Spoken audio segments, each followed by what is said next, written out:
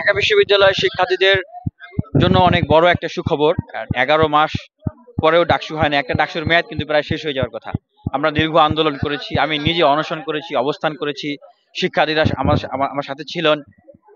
এবং অনেক প্রতিবাদ করতে হয়েছে, তারপরে তফসিল পেয়েছি। এটাকে প্রতিবন্ধকতা করার জন্য ককটেল ফুটানো হয়েছে, বিভিন্ন ধরনের মানে আন্দোলন বা বিভিন্ন ধরনের কর্মসূচি ক্রিয়েট করার চেষ্টা করা হয়েছে, ভিতর থেকে প্রতিবন্ধকতা তৈরি করা হয়েছে।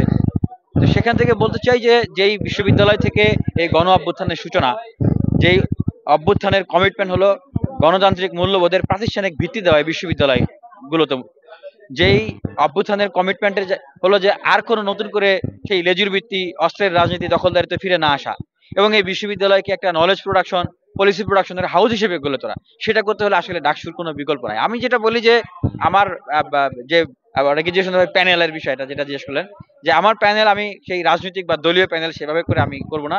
আমাদের যেটা প্যানেল হবে সেটা হবে ডাকসু ফর চেঞ্জ, এবং আমাদের মোটো হবে no more politics, no more violence, make the DUCSU for academic excellence. আমরা সেই দিকে যেতে চাই, আমরা আর পিছনের দিকে ফিরে তাকাতে চাই না। একাডেমিয়া ইন্ডাস্ট্রিয়াল রিলেশনশিপ হইতে হবে এই বিশ্ববিদ্যালয়ে।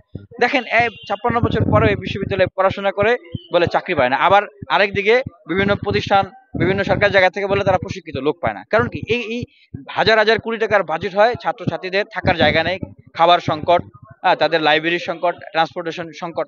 কেন? কারণ এগুলো নিয়ে কথা বলার কেউ ছিল না।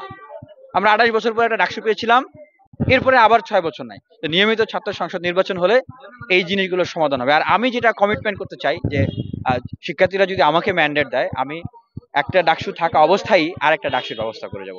এবং মূল যে সংকট যেটা তৈরি হয়, যে আবাসন সংকট থেকে, গেস্টরুম গণরুম থেকে, সেই জায়গাটা আমি বলতে চাই যে one student one bed one table, এইটার জন্য আমি কাজ করবো। এবং ইমিডিয়েটলি যেই ফার্স্ট ইয়ার সেকেন্ড ইয়ার স্টুডেন্টরা যাদের আবাসন সংকট আছে, মেধা এবং যোগ্যতার ভিত্তিতে তার জন্য আবাসন বৃত্তির জন্য কাজ করবো। Thank you.